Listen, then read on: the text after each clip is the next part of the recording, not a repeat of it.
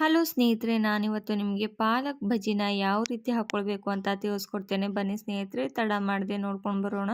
ಮೊದಲಿಗೆ ನಾನಿಲ್ಲಿ ಫ್ರೆಶ್ ಆಗಿರುವಂಥ ಪಾಲಕ್ನ ತಗೊಳ್ತಾ ಇರೋದು.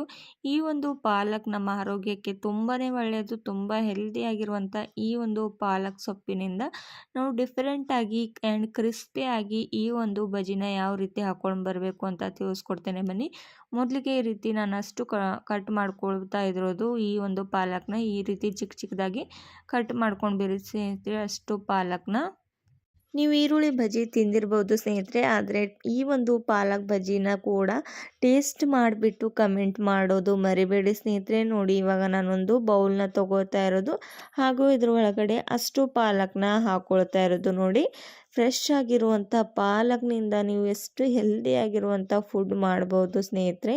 ಮಕ್ಕಳು ಕೂಡ ಪಾಲಕ್ನ ತಿಂತಾ ಇಲ್ಲ ಅಂದರೆ ಈ ರೀತಿ ನೀವು ಅವರು ಕೂಡ ತಿನ್ನಿಸ್ಬೋದು. ಆ್ಯಂಡ್ ಸ್ವಲ್ಪ ಪ್ರಮಾಣದಲ್ಲಿ ನಾನಿಲ್ಲಿ ನೋಡಿ ಮೊದಲಿಗೆ ಉಪ್ಪನ್ನು ಹಾಕ್ಕೊಂಡು ಮಿಕ್ಸ್ ಮಾಡ್ಕೊಂಡು ಬನ್ನಿ, ಯಾಕಂದರೆ ಪಾಲಕ್ನಿಂದ ಜಾಸ್ತಿ ನೀರು ಬಿಡುಗಡೆ ಆಗುತ್ತೆ. ಅದಕ್ಕೋಸ್ಕರ ಈ ರೀತಿ ಮೊದಲಿಗೆ ಉಪ್ಪನ್ನು ಹಾಕ್ಕೊಂಡು ಕಲಿಸ್ಕೊಂಡ್ಬಿಡಿ. ಹಾಗೂ ನಾನು ಇದ್ರೊಳಗಡೆ ಒಂದು ಸ್ವಲ್ಪನೇ ಪ್ರಮಾಣದಲ್ಲಿ ಕಡಲೆಬೇಳಿನ ಹಿಟ್ಟನ್ನು ಹಾಕ್ಕೊಂಡಿರೋದು ಹಾಗೂ ಸ್ವಲ್ಪ ಒಂದು 2 ಸ್ಪೂನಷ್ಟು ಖಾರನ ಹಾಕೋತಾ ಇರೋದು ಸ್ನೇಹಿತರೆ. ನಿಮಗೆ ಕ್ರಿಸ್ಪಿಯಾಗಿ ಬೇಕು ಅಂತಂದರೆ ನೀವು ಸ್ವಲ್ಪ ಕಡಿಮೆ ಹಿಟ್ಟನ್ನು ಹಾಕ್ಕೊಂಡ್ಬಿಡಿ. ಆ್ಯಂಡ್ 1/2 ಸ್ಪೂನಷ್ಟು ಇದರೊಳಗಡೆ ಅರಿಶಿನ ಹಾಗೂ 1 ಸ್ಪೂನಷ್ಟು ಅಜಿವೈನನ್ನು ಕೂಡ ಹಾಕ್ಕೊಂಡು ಈ ರೀತಿ ಚೆನ್ನಾಗಿ ಮಿಕ್ಸ್ ಮಾಡ್ಕೋತಾ ಬನ್ನಿ ಸ್ನೇಹಿತರೆ. ಇದ್ರೊಳಗಡೆ ಮೊದಲಿಗೆ ನೀರನ್ನು ಹಾಕ್ಕೊಳ್ಳೋದಕ್ಕೆ ಹೋಗ್ಬಿಡಿ, ಯಾಕಂದರೆ ಪಾಲಕ್ನಿಂದ ನೀರು ಜಾಸ್ತಿ ಬಿಡುಗಡೆ ಆಗುತ್ತೆ. ಅದಕ್ಕೋಸ್ಕರ ಹೀಗೆ ಮಿಕ್ಸ್ ಮಾಡ್ಕೊಂಡ್ಬಿಡಿ. ನೀರು ನಾನು ಯಾವ ಕ್ವಾಂಟಿಟಿಯಲ್ಲಿ ಹಾಕ್ಕೊಳ್ಬೇಕು ಅಂತ ತಿಳಿಸ್ಕೊಡ್ತೇನೆ ನಿಮಗೆ. ಈ ಒಂದು ಪಾಲಕ್ನಿಂದ ತುಂಬಾ ಕ್ರಿಸ್ಪಿಯಾಗಿ ನಾವು ಬಜ್ಜಿನ ಮಾಡ್ಕೊಳ್ಬೋದು. ನೋಡಿ, ನಾನು ನೀರು ಸ್ವಲ್ಪ ಈ ರೀತಿ ಕೈಯಲ್ಲಿ ಹಾಕ್ಕೊಂಡು ಈ ರೀತಿ ಈ ಒಂದು ಹಿಟ್ಟನ್ನು ಚೆನ್ನಾಗಿ ಮಿಕ್ಸ್ ಮಾಡ್ಕೊಂಡ್ಬಿಡಿ, ಯಾಕಂದರೆ ಜಾಸ್ತಿ ನೀರು ಬರುತ್ತೆ. ಅದಕ್ಕೋಸ್ಕರ ಸ್ವಲ್ಪ ಸ್ವಲ್ಪ ಪ್ರಮಾಣದಲ್ಲಿ ಹಾಕ್ಕೊಂಡು ನೋಡಿ ಯಾವ ಕನ್ಸಿಸ್ಟೆನ್ಸಿಯಲ್ಲಿ ನಾನು ಇದನ್ನು ಮಿಕ್ಸ್ ಮಾಡ್ಕೊಂಡಿರೋದಂತ. ಒಂದು ಕಡೆ ನಾನು ಇಲ್ಲಿ ಎಣ್ಣೆ ಕೂಡ ಕಾಯೋದಕ್ಕೆ ಇಟ್ಟಿರೋದು ಸ್ನೇಹಿತರೆ. ಹಾಗೂ ನೋಡಿ, ಈ ರೀತಿ ನಾನು ಇವಾಗ ಬಜ್ಜಿ ಕೂಡ ಹಾಕೋತಾ ಇರೋದು. ಸ್ವಲ್ಪ ಚಿಕ್ಕ ಚಿಕ್ಕದಾಗಿ ಬಿಟ್ಕೊಂಡ್ಬಿಡಿ.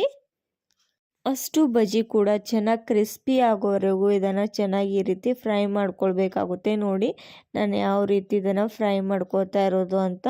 ಆ್ಯಂಡ್ ಈ ಒಂದು ಬಜ್ಜಿನ ನೀವು ಟ್ರೈ ಮಾಡಿಬಿಟ್ಟು ನೋಡಿ ಸ್ನೇಹಿತರೆ, ಒಂದ್ಸಲ ಆದರೂ ನೀವು ಕೂಡ ಪದೇ ಪದೇ ಈ ರೀತಿ ಪಾಲಕ್ನ ತಂದುಬಿಟ್ಟು ಬಜ್ಜಿನ ತಿಂತಾ ಇರ್ತೀರ ಸ್ನೇಹಿತರೆ.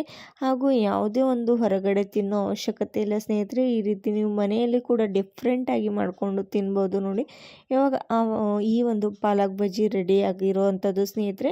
ಆ್ಯಂಡ್ ಇದನ್ನು ನಾನು ಎಣ್ಣೆ ಒಳಗಡೆಯಿಂದ ತೆಗೆದುಬಿಟ್ಟು ನಿಮಗೆ ಸರ್ವ್ ಮಾಡಿ ತೋರಿಸ್ತೇನೆ. ನೋಡಿ, ಬರ್ಕೊಂಡು ಬರೋಣ ಬನ್ನಿ. ಇವಾಗ ಬಜ್ಜಿ ರೆಡಿ ಆಗೋಗ್ಬಿಟ್ಟಿದೆ ಸ್ನೇಹಿತರೆ. ಹಾಗಾದರೆ ಇವತ್ತಿನ ಒಂದು ರೆಸಿಪಿ ನಿಮಗೂ ಕೂಡ ಇಷ್ಟವಾಗಿದೆ ಅಂತ ತಿಳ್ಕೊಳ್ತೇನೆ. ಇಷ್ಟವಾಗಿದ್ದರೆ ಲೈಕ್ ಆ್ಯಂಡ್ ಶೇರ್ ಮಾಡಿ, ಹಾಗೂ ಸಬ್ಸ್ಕ್ರೈಬ್ ಮಾಡ್ಕೋದೆ ನೋಡ್ತಿದ್ರೆ ನೀವು ಕೂಡ ಸಬ್ಸ್ಕ್ರೈಬ್ ಮಾಡ್ಕೊಳ್ಳಿ ಸ್ನೇಹಿತರೆ. ನೋಡಿ, ತುಂಬಾ ಕ್ರಿಸ್ಪಿಯಾಗಿರುವಂಥ ಈ ಒಂದು ಬಜ್ಜಿ ಇವಾಗ ರೆಡಿಯಾಗಿದೆ ಸ್ನೇಹಿತರೆ. ಹಾಗಾದರೆ ನಿಮಗೂ ಈ ಒಂದು ಬಜ್ಜಿ ಇಷ್ಟವಾದರೆ ಸ್ನೇಹಿತರೆ, ನೀವು ಕೂಡ ನಿಮ್ಮ ಮನೆಯಲ್ಲಿ ಟ್ರೈ ಮಾಡಿಬಿಟ್ಟು ನೋಡಿ, ಹಾಗೂ ನಿಮ್ಮ ಫ್ಯಾಮಿಲಿ ಆ್ಯಂಡ್ ಫ್ರೆಂಡ್ಸ್ಗೂ ಕೂಡ ಈ ಒಂದು ಪಾಲಕ್ ಬಜ್ಜಿನ ಶೇರ್ ಮಾಡೋದು ಮರಿಬೇಡಿ ಸ್ನೇಹಿತರೆ. Thank you for watching.